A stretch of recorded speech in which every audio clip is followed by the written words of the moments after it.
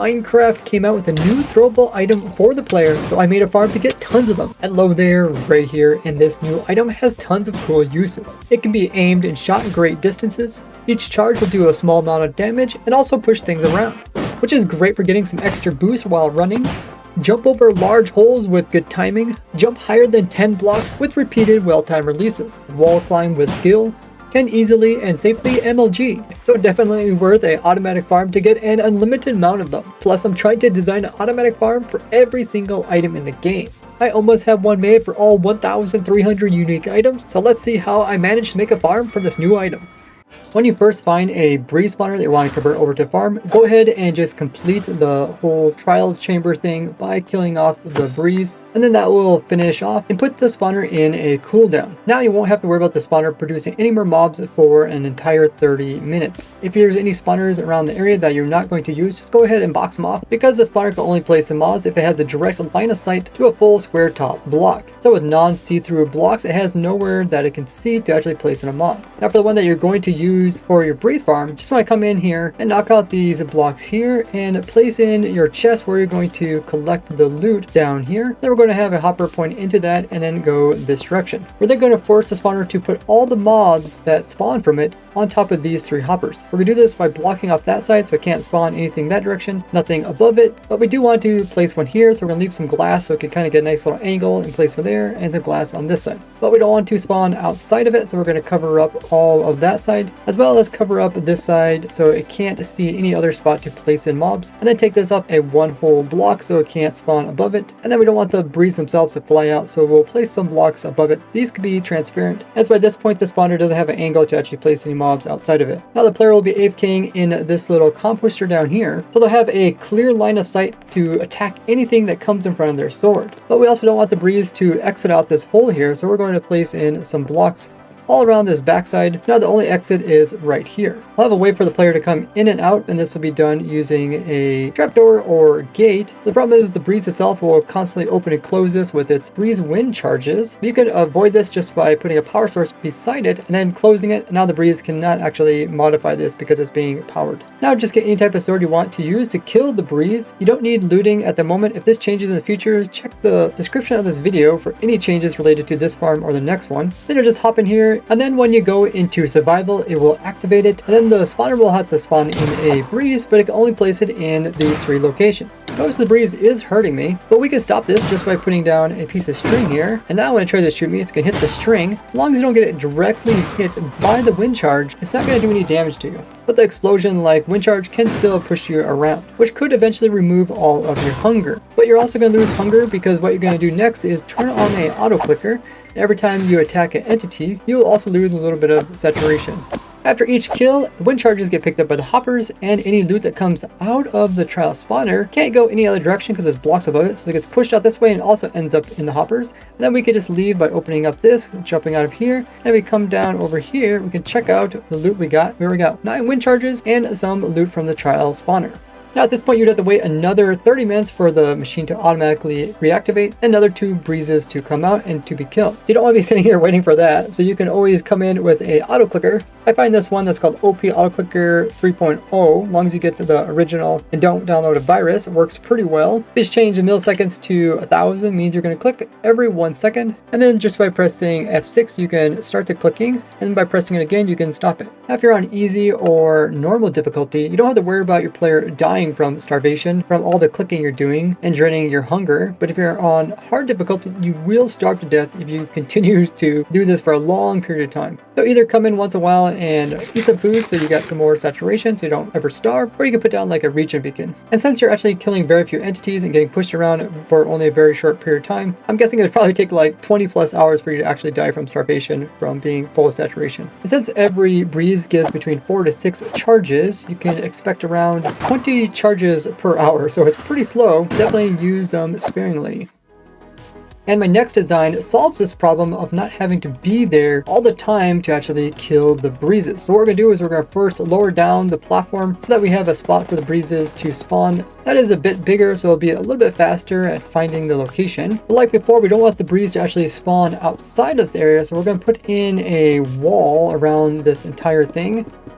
Once again, we're going to use opaque blocks so the spawner can't spawn mobs outside of it. So once it looks like this, we're going to place in some water in this corner, and it should spread across this entire distance. Then in this corner over here, we're going to put in a nether portal. That way we can just transport the breezes over into the nether dimension rather than sit there and collect them. Because once they're no longer in this dimension, they will no longer count to a spawner, and then the next batch can come in. So we'll just block off this so we can light this portal up. And now you can see if any breezes would spawn, they would float downwards, end up in the water, and get pushed over there. We need to block up this corner so they get directed over that direction. And we're going to come in and fill this in so that they don't end up spawning on the top of this wall here, but only inside the actual farm. And we'll continue this one more higher because the spawner can see anything that is in line of sight of it. So even this top block could spawn it, but this here block, it can't actually see on top of it. So it won't spawn any breezes there. Now at this point, we just want to kind of stop the breezes from actually flying out of it in case they happen to see the player. So we're going to place in some glass like this, but we're also going to get some loot coming out of the spawner, and we want that to go downwards and not upwards. We're going to place in a solid block so that the spawner can't look upwards and place breeze on top of this glass. There happen to be some air blocks up here for it to fit. And we're also going to knock out these blocks that are touching the center block. That way any items that comes shooting upwards out of the trial spawner won't get glitched and then shoot all the way further upwards. But instead, we'll try to pop out the side of this block and end up back down into our water. So now if you're in survival, the spawner will activate. The only place you can place them in is down there. And unlike the other mob trial spawners, the breezes can actually be spawned in mid-air. It doesn't have to place them directly on those blocks down below. Now we can place some blocks above these holes if you don't want the breeze to see you through them while you're in the area. So the next step is to leave a like on the video. So now that the breeze went through the portal, we need to make sure that this portal and the one that's been produced on the nether side both link up to each other. So while you're inside the portal, I would recommend taking a screenshot of the coordinates. And then when you get sent over here, we're going to try to figure out where this needs to be put in.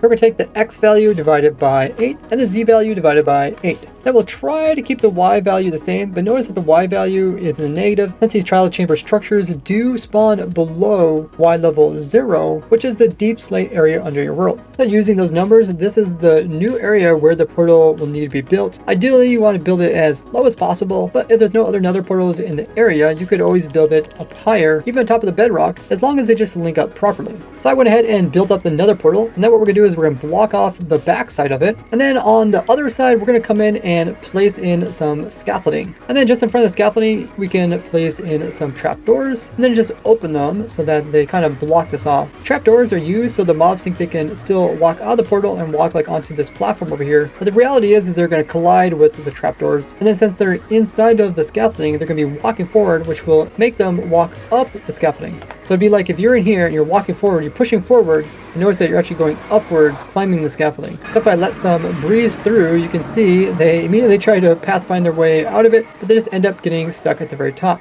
So scaffolding ends right here, and then above it we just have an air gap. And because mobs can go up the scaffolding, but they haven't learned how to go down it, it's like a one-way valve. They can only go up and not down it. So they're all trapped at the top. This is okay because the scaffolding itself also works like a ladder or a vine, where it can prevent max cramming. And this is the whole purpose of the farm. Since we know that the trial spawners are really slow, instead of trying to kill them one at a time as they come through, we just let the trial spawners spawn them in, and then we collect tons of them over here in the nether, and then we can easily kill them. But before we get around to how to do that, we need a way to go in and out of this portal safely. Now, the trial spawner can actually see through this nether portal and could place breezes outside this farm, so we're gonna have to close up this side over here. And then we can put an access door right here. They can't see through the doors, so that's fine. And then we still need to collect the items that come off of the trial spawner, such as like the trial keys. The best way to do this is just put in some hoppers to pick them up before they go through the nether portal. Over here, we're going to place in a chest, and then we're going to place in a hopper going into the chest. And then on this side, you can see the hopper. We're just going to place in another one, which is going into that hopper. So anything that falls into the water stream will eventually go over top, and then it will immediately store it here for you to collect later. So when you're ready to go ahead and kill all the breezes, you can come through this door here and go through the same portal that the breezes went through. And once on the other side, we'll just go up the scaffolding, but we won't go as high as where the breezes are. We'll just go inside their feet, and they can't actually hit you while you're inside of them because their head's a little bit higher. And then from here, we can just use our sword to whack at them, and then they will eventually die. The sweep edge will help you kill them more quickly. But once you kill them all, you will also get all of their loot, which is the wind charges. And at this point, you can go back down and into the portal to leave the area. Otherwise, you always put like a door on that side as well, in case you're using the nether to access your farm. But the advantage of this type of design is that since there's only around like 3 to 4 of these actual breeze spawners per structure, you can just come over and come by each of these, which will activate them. And then once you activate it, they will just automatically spawn in both of the breezes. You don't have to be there. They just have to be in loaded chunks, and you can do this to each of the different spawners in that structure. Maybe use like a minecart to move you around, and then once you do that, you can actually just go through Nether portal, go to the next structure, and repeat the process, or you can even automate the entire process through the Nether. So you can be on a big line that goes in a circle. You can constantly be activating them and getting all these guys to be stored up. Now, the nice thing about the breezes and all the other mobs that comes out of the trial spawners, they all have the persistence required tag, which means they cannot despawn. So even if you're a multiplayer server and other people are in the area loading these hostile mobs, they would normally despawn, but since they're special, they cannot. So you don't have to worry about storing them in like a boat or minecart or name tagging them. And despite having 4 different breeze spawner farms, all the portals link up to a single collection system on the nether side, which makes it a lot easier. See how I made a farm from beacons to mob heads to dragons, all in this playlist here. And consider joining as a YouTube membership, as it lets me know you would like to see the continuation of this series. And you can get some cool perks along the way. Otherwise, you can always leave a like on the video and share with others, and I'll see you all in the next one. Bye bye!